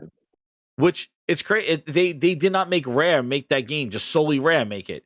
They farmed out their IP. Same thing they did with Crackdown 3. Crackdown 3 was Sumo Digital. You go do it. What's up with them in the couch co-op, man, and no online? Dude, they're a mess. What's going on? They're a mess, dude. It's not the problem they have is that they want to hoard this IP in the future, and then what they want to do is that and then what they want to do is that they want to hoard away this IP, but also I think they're trying to do this to make their Game Pass subscription attractive to Nintendo and Sony, because I think that's eventually where they want to go. And if they have only games in there that compete with Nintendo Store and Sony Store, they don't want to put that shit on top on their thing. But if Microsoft is like, well, wait, we got Call of Duty and Doom and all this other stuff that you don't have on PlayStation. Now PlayStation might want to say, okay, well, we'll put Game Pass on PlayStation because you have games that we don't get. And that's, I think, their long-term play. I think they're trying to acquire all this IP so they could lock shit away behind Game Pass. And guess what? And do that. Right. And if your console hardware business starts to flounder, you can that's their plan. Be third party. You can just be third party. Yep. And the faster they get to cloud, the faster Xbox to console's dead. Yep. It's done. As soon as they can convert, and the people that are holding ground right now are the Xbox Live subscribers. Once that number dwindles and it gets more in favor of Game Pass, they're out. That Xbox is going to be built as a cheap-ass server blade, and they'll call it a day from there. And then now they can make Game Pass more appeasable to the PlayStation and to the Switch. But one thing I wanted to leave you with here, with Yoshida, we said this here all the time, the waterfall method, right? Yoshida says PlayStation first-party titles are like film experiences. Man, you heard this here so many times. I said this, and now Yoshida's saying exactly what I said. Incredible. A movie comes out in the theater first, then goes to pay-per-view or a subscription service or free TV. Every time generating new revenue and reaching out to a broader audience. Ta-da! Ta-da! No day and date. Ta-da! There you go. Where is it?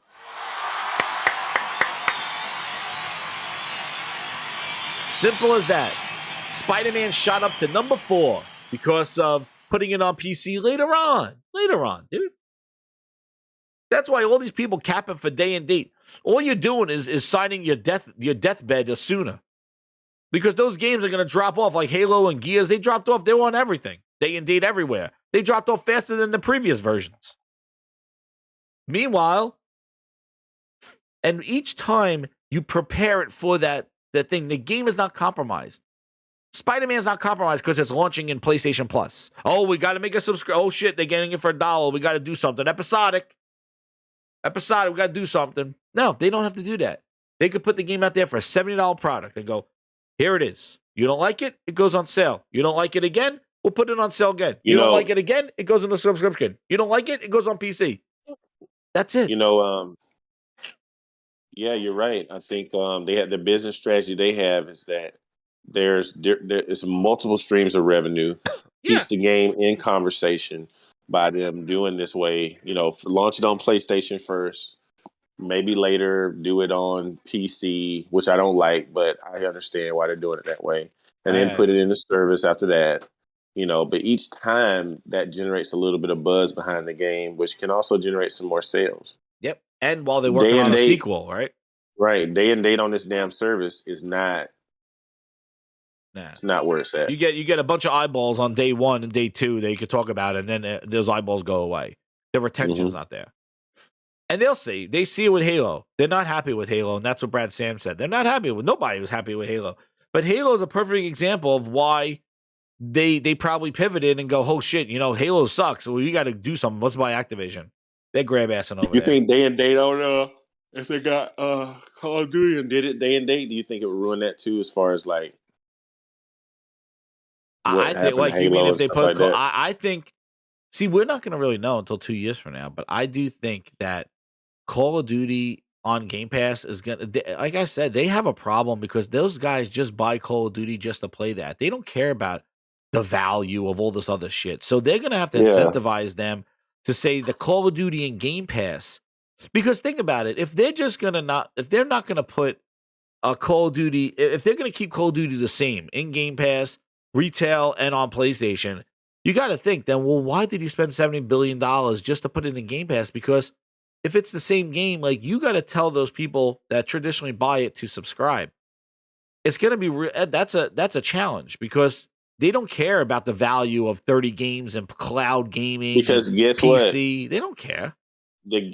What did the guy from Take-Two say? What was his name? It's not for premiere well, titles. No, not even that. He said that the way gamers consume media. Oh, is yes, they way consume people movies. Stuff on they watch movies they watch in bulk. Like, you could get through a bunch of movies in a week. Where in gaming, you usually sit on a titles. You only play 1 or 2 titles a month. A few titles a month. So giving somebody access to hundreds and hundreds of games isn't perceived to be valued to someone who isn't playing those games. Exactly. There's only so many games you can download and play. Dude, if you play NBA and Call of Duty and that's it, we'll say, hey, pay me $15 a month. You can play those 2 games, plus you get access to 270. I think I don't want those. When people are streaming, you can stream a movie you can watch a movie on Netflix, and you can play on your phone. You can do other things, clean the house. Whereas that's a kind of passive form of entertainment. Gaming is you got to fully be able to interact with this game. And so streaming models, although people try to say Game Pass is the Netflix of gaming, I just, like streaming and gaming services, it just doesn't. It's just I don't think it's catching on like they wanted it to. No, it's not. And obviously the reception of the Leapfrog tablet that Xbox is making out here. Listen, this thing has every which way wrong with it. It is basically an Android tablet without the 5G and strapped on a couple of buttons to it. And this thing, people are gonna be like, well, don't blame Microsoft for this, because no, I blame Microsoft for this because Phil Spencer went to Japan and shoved this up Kojima's ass. And also Aaron Greenberg was trying. All the check marks came out when this thing is announced. Paris Lilly was like, I've been using it with a Cat 5 cable stuck in my ass. It's great. Dude, listen, this thing is a flop. It's $300 pre-order because they know once this thing hits $350, it's going to be on the Black Friday sales list. They're trying to get the holiday hype by selling you an Android tablet. This is what pisses me off is Microsoft does half measures with all their shit. This reminds me of so much what they did with their VR. Oh, well, Samsung and Lenovo and friggin' Hoover Vacuums is making VR headsets. Where about VR? What happened? What happened to the virtual desktop that you're supposed to look at my wall and it turns into an Excel spreadsheet? What happened to that environment that Satya was pushing? Remember that? You put on a headset and all of a sudden your room turns into an office? This augmented reality. Oh, yeah, we got partners with HP and Samsung and Dildo and all the and Pornhub. And what the fuck? They got all these goddamn other people making VR shit for them. And they're like, we care. What happened? Now, here's another half-ass measure. No skin. It's the same bozo app that's on your Android phone. They didn't make this thing for this system at all. This is some Android bootleg tablet. It's some half-ass shit, man. It is half-ass bullshit.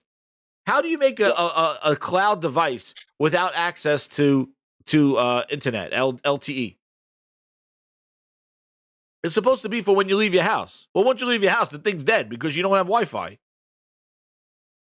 Right. You can really only utilize it at home, or so if you're going to be at home, why would you be streaming a game? Yeah, why would you be streaming a game? We can play it on a console, and you can't play this on a plane. You can't play it on a train. Maybe if you're going to use their Wi-Fi. This thing is dead, and nonetheless, now you're going to pay $15 a month to access those games. So at $300 or $350, oh my god! Now you got to pay a subscription. This thing should have came bundled with Lifetime Game Pass on it, or bundled with at least 2 years or some shit like that. This thing doesn't come out with anything. This comes out with like, oh yeah, we got it pre-installed. You mean some motherfucker went to the Google Play Store and hit install, and that's a perk? You mean that every one of these means that I don't have to go to the Google Play Store and hit download for the Xbox app? Somebody did that already? Pre-installed? Holy shit. Oh my God. What a deal. It's a goddamn Android tablet with strap-on. $350. Are you kidding me? And I saw some clowns going, I'm going to buy this thing. I'm like, oh my God. No, Jez, you get $50 off if you pre-order it. Yes, because they know once it releases, nobody's going to buy the shit. That's why. You don't think it's going to be? They're trying to reach how many billions a game? What they said? 2 billion gamers they're doing, dude. They're everywhere to begin with, dude. They're on every Samsung, every Android tab. Where are the numbers? I think I heard you say this, and I believe this to be true. I work in the industry, a mobile industry. I don't see people playing console games on the cloud on their mobile devices. There are gamers that play on mobile devices, but they're playing mobile games, native Candy games. Crush, things like that. Call of Duty, they're not, but Call of Duty Mobile, Fortnite, whatever your name is. But most of the games that they're playing is little, smaller titles like Candy Crush and stuff like that. They're not playing these full AAA console quality games on their mobile devices over the cloud. It's just I don't ever see people. I don't ever see anybody playing those type of games. Link, why would you stream a game over the internet what's not reliable when you got like a Snapdragon. The processors of these phones with 12 The processors and GPUs gigabytes in these phones are pretty powerful. they're very powerful. You might as well hook up your phone to a TV, like the way these phones are getting built with the power of these, and they could run these games great natively without the dependence of a Wi-Fi. Why would you resort to playing some janky ass shit over the internet where 5G? I thought 5G was supposed to take over. Now it's 5G ultra band and stuff. Even that's not satisfying anybody. They're trying to release more 5G. It's like we don't have enough 5G. We need 5G ultras. It's like, what are we doing here? Latency's still going to always be. It's always going to be there, and input lag. You're not going to be able to play anything competitively like on that. And maybe an international device like the player there, but come on, man. Like, you really are chasing that international clout, man. Like, if you can't sell the consoles over there, the problem is too. No, there's no games in there worth a damn. Like having Deathloop come out a year later, that's not raising any. Nobody's getting excited for that. Having old ass Japanese games show up 5 years later on your service, it's like a fucking Walmart money bin. Where are the games that people want think to about play? it. Think about it. Smart. If you're a dev, right? You know, if you're someone like Square or something like that, right? You launch your game on a PlayStation or a Nintendo because you know it's going to sell over there. And then 3 to 5 years later, you can take another payment from Microsoft to put the shit over there in Game Pass where no one's going to play it. You know no one's going to play it, so there's no reason to really release it and try to sell it. So take that one lump sum payment from Microsoft from an old game that you're not selling anymore. Yeah, do that. But they're making a resurgence in Japan. Okay. All right. Yeah, oh, we got great partnerships. Dude, the partnerships, they're like, yeah, here's a bullshit. You know, here's some bullshit. Put this on your service like 5 years later. Where's the new game? They're not. Are these developers promising new day-and-date Japanese RPGs? It's like, take some old. Phil goes over there. It's like, please, sir, can I have some of your games? Yeah, we'll give you some shit that nobody's you know, bought Nina in 3 Kune's years. not doing anything. Yeah, put it on your piece of shit service. Oh, okay, thanks. I can't wait to show you my new device. And he pulls this thing out, showing goddamn Kojima. You got Octopath Path in Game Pass, right? Then the sequel comes out and the shit don't even come to Xbox. I know, because they don't want to put that shit. You want to know why? Nobody because bought Octopath it. got a name, Nobody and played they go, we're not going to Game Pass. Nobody bought it. Nobody played it. I want to say there's a achievement for completing the game, and it's at less than 1%. Nobody played that game over there. So why are they going to release a new one over there? They don't even have a snapshot button on here. They got a G button for the G spot. Oh, they don't got a screenshot button? No screenshot. They got a home and a G spot button. Oh. Dude, get the hell out of here with this fucking Jazz, you know you frog gonna buy tablet. this thing, man. Bullshit. I wouldn't even buy this for my kid. You buy this for your kids. The first thing they go is, it don't work. Oh, I got to hook it up to the Wi-Fi. A Switch is what? How much is a Switch? Twisted Sync, $2. He goes, get a Switch or the Steam Deck instead. Dude, Steam Deck, yeah. Steam Deck's $50. Steam Deck blows us out of the water. And you can actually play real native games on. Yeah, and the Switch. It's the price of a Switch. That's a real mobile console because you can play the games without internet connectivity. They have, this is a 1080p friggin' touchscreen. This, I know it's wait, is it 720p or 1080p? What the hell is this trash? It is, where is it? It says that's a 16:9. What is I think it's 1080p. Well, 720. What is it? I think it's 1080. It's not 60 frames per second though. I don't think it's not up. I don't think. Where the hell was the spec of this piece of shit? Where the hell is it? What's this? The G Cloud. You're my #1 customer. What kind of name is that? Well, because Logitech, everything they have is called G. G headset, G this, G that.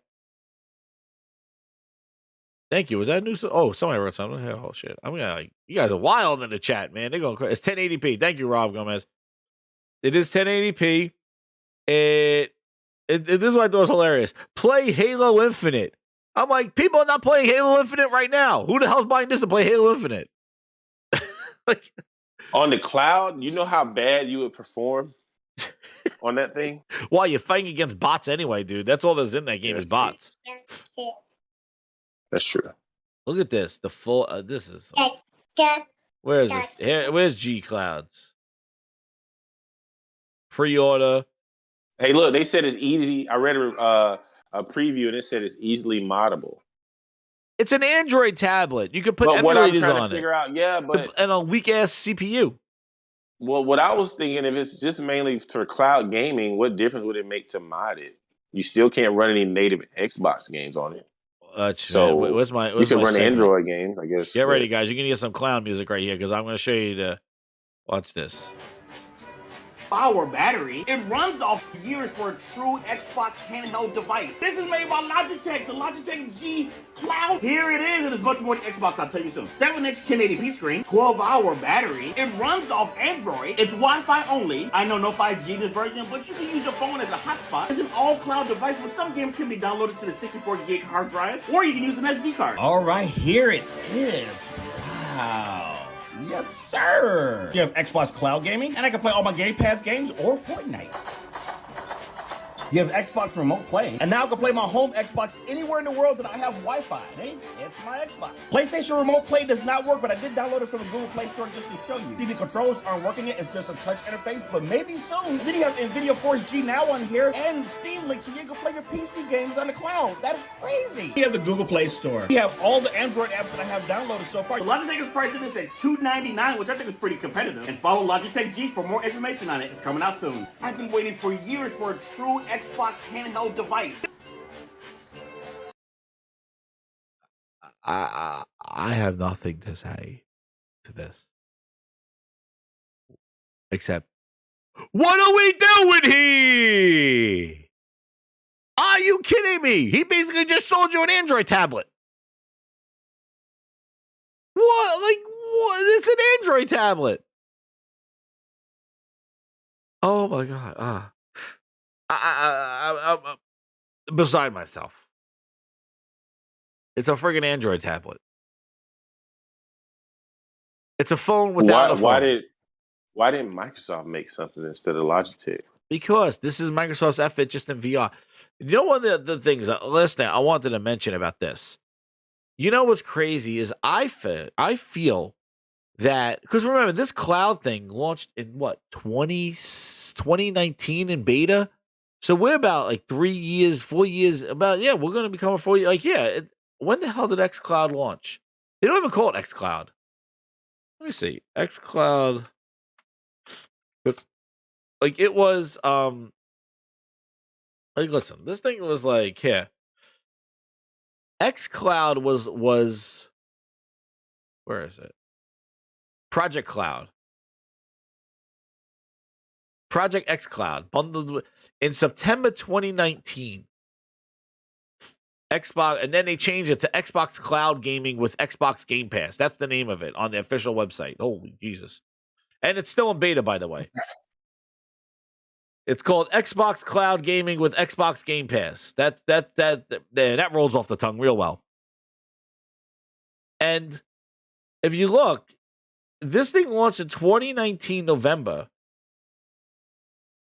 Preview version was in 2019, and then it officially launched in 2020. So it was 2 years ago, officially launched 2 years ago. It's still in beta for 2 years, but then was in preview a year before that. So 2019. Listen, this thing is on everything. This thing is on all your phones. This is on Apple, iPhone. It's on iPads. It is on PCs. It is on the consoles. It is on Samsung TVs. It is on anything you can think of. The only thing it's not on is on PlayStation and Nintendo, right? This thing is everywhere. Now they got a device for it. Listen, this thing's been out for 2 years, 3 years. I think there was a better reception to VR than to cloud gaming. And VR was considered niche, that you only could spend $800. It's very expensive. I felt that VR had much more hype and much more attention than cloud gaming has. I think cloud gaming is a fart in the wind. You know what's coming. You know it. I think cloud gaming is a fart in the wind, man. I like Luna. What happened to that? Oh, Luna's coming. Oh, we're in trouble now. Stadia's coming. Goddamn Android device on this Logitech G Spot tablet. Stadia's not even on it. Tell me if Google gives a damn. Like, The cloud gaming is talked about so much that it's a fought in the wind, dude. Nobody wants this. VR was different. And VR, I think when that started with the with the Oculus, with the PlayStation 1, and even I think that a lot of people, and then even seeing what the the new VR has done. I think VR has a better grasp on the gaming community than cloud gaming does. And what's crazy is that VR is considered niche. It's considered very specific, very expensive, or something like that. Uh-oh, I hear the babies. Am I scaring the babies? Hello? Let's feel Ness. So, like, the thing is that I feel like that VR basically had a better uptick and has and for being niche, like, I think had much more of a grasp on the gaming than cloud. I think cloud is just easily forgotten about. Luna and Stadia came and went. xCloud's still sticking around. The only reason why xCloud is around is because Game Pass is associated with it. See if they just took Xbox Game Pass the real test would be if xCloud, or whatever the hell they call it, gaming with Windows, xCloud gaming, put it separately. Don't bundle it with Game Pass at $15 a month. Give it its own subscription for $5 or $10 a month. Now let's see how many subscribers you have. Because I really think it's a bunch of Xbox console owners with Game Pass Ultimate that are sustaining this xCloud kind of narrative. I don't think people are solely signing up $15 a month to just play shit on their phone. They'll tell you, but I think a lot of people are using console gamers. So. I don't think so. Or they're PC gamers. So yeah. Because if they were, then this service would sustain. I think that's pretty valuable. Like $10. I think PC Game Pass for $10 is good. But as you see, like no, I'm talking about. I don't know if a lot of PC guys are streaming games. No. They're doing Game Pass. They're not doing xCloud. Yeah, they're not doing a browser. Yeah, but Nick says, I think it's exactly who it is. It's Xbox console owners that are paying $15 a month for Game Pass Ultimate, and that's what they're doing. That's what it is. Because think about it. If you're and guess what, guys? They get sucking into Game Pass on the cloud anyway. Because think about it. You spend $5 a month for Xbox Live. Well, Game Pass is $10. And if you just pay for Game Pass on Xbox for $10, you can't play any online games. You need Xbox Live to play the games in Game Pass. So, by naturally, you're paying $15 either way. Because if you just pay $10 for Game Pass on console, you can't play Gears Online. You can't play Sea of Thieves. You need Xbox Live. So, you're paying $15 a month Ultimate. You might as well, because that's what you're paying for. See? So, all those numbers are basically that. They're basically people on the console. Go tell me xCloud by itself for $5 a month, $10 a month. Tell me how many subscribers you have. You see it. You sell phones. You work on phones. People are not walking in there with Rikishis and goddamn strap-on things. Never. I don't ever sell. I hardly ever sell. We don't hardly ever sell those backbone things. We got all that ass shit. Cracks. Man, listen. We don't even sell. We got the damn Xbox, and then don't nobody want that. So I know. That I just don't see it. I don't see people doing it. Well, Swiss says, what if you don't play online? Yeah, if you don't play online, that's fine. But guess what? The value of Game Pass goes down because you're paying $10 a month to play games that Sea of Thieves, you can't even go around by yourself on a boat because that game is online only. And there's Xbox Live features in games that don't work because you're not part of Xbox Live. You just have Game Pass. So, if you don't want to play online, that's fine. But like, there are games that are tied into internet that you don't have because you're not an Xbox Live member. So the value of that goes down. As I say. So I don't know. Like, I'm just saying, like, you're going to kind of buy $15 a month. And also, too, they took away the 1-year option on the console for $60 a year for Xbox Live. You got to call up their customer service. Do that to get an Xbox Live because you can't do it naturally on the dashboard. They took that away to make Game Pass look more enticing. Dude, it's a fucking scam. It's bullshit. And it shows that, guess what? It's not naturally happening. Game Pass, they're trying to force it. Publishers going to Game Pass day and date, xCloud. The reaction to this console, to this thing. Everybody's like, who's this for? Who wants a streaming only device? Who wants that? 10 online games? Okay, he's counted 10 online games. Holy shit. This dude, you have to fill Ness. Goddamn drank it. Yo, what's up, Mooch? I'm hanging in there. I gotta be on the crossfire tonight. I'll get in there. Maybe just a little late. Oh yeah, I'll be listening. You'll be listening. But guys, what a stream. Thank you again. Nobody wants this Leapfrog tablet. All right, maybe what's his name wanted it? Swiss is getting it. He just confirmed. You pre-ordered it, Swiss. Thanks. Good math, he said. He's buying it. Good math, $2.99.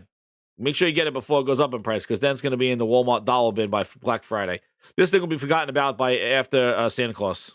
Nobody will be talking about this thing.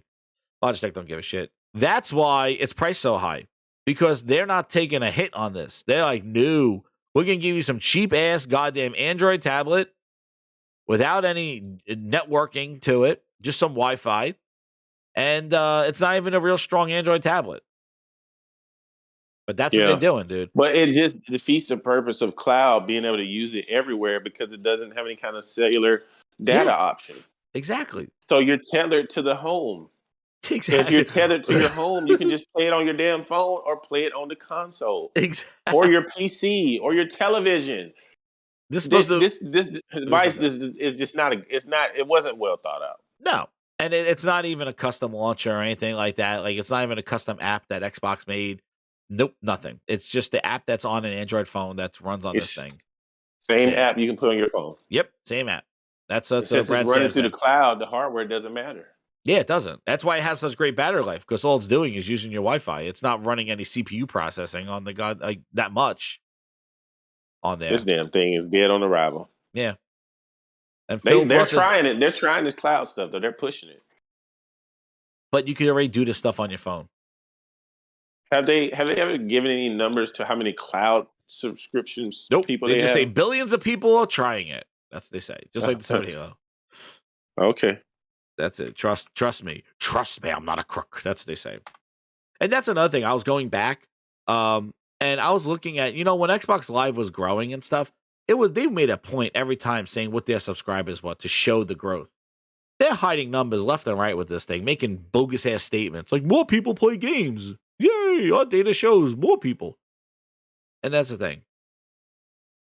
Steam Deck can play everywhere, dude. Steam Deck is freaking awesome. I play more of this. I've been playing tons of that goddamn Steam Deck, man. That thing's been a lifesaver. How do you run xCloud on the Steam Deck? Do you have to put Windows on it? No, you gotta you gotta run it through the browser, and you gotta. The problem is that xCloud they don't support Linux, so okay, I got that's the problem. They don't support the operating system, so you kind of use the browser, but then it's a lot of crazy stuff that you got to do. I tried doing it, but it's a lot. You got to go into the desktop mode and do it for it. It's not super convenient. No, it's not. No, you got to go in with a keyboard and mouse and go in there and actually go into the browser, download it. But you got to download you got to run their app in a shell for Linux, because they don't have an official official Linux browser. And I don't know why they wouldn't do it, dude. So I don't know why they want to do it. Like, why they want to put it on the Steam Deck and call it a day. That's the most common sense place for it. Does Steam make any money from xCloud though? There may be a reason why they're not doing it directly. Probably not. Yeah. So yeah, probably. I don't know. The whole streaming is shit. Like, dude, it's a bot trick. It's like, look what I can do. Hey, look at this. Look at this cool thing I can put on my phone. Everything you could do on the device that's in your pocket right now, this thing can do. And you could buy a $50, $80 goddamn strap on and do the same thing for your phone. Or you can play it with your actual Xbox controller. Or you play with Xbox, all those control colors that you buy, you could do that with this. Oh, but latency with Bluetooth? Come on. You're streaming over the internet. You're already streaming. The latency is going to be insane. What are we talking about here? I tried xCloud on my phone at my house, and it worked for a little bit, and then all of a sudden, and I'm telling you, it might work. Like, they could show you a little video that works, but then all of a sudden you get a hiccup. Either the game catches up, or the game gets it gets fuzzy, it gets derezzed.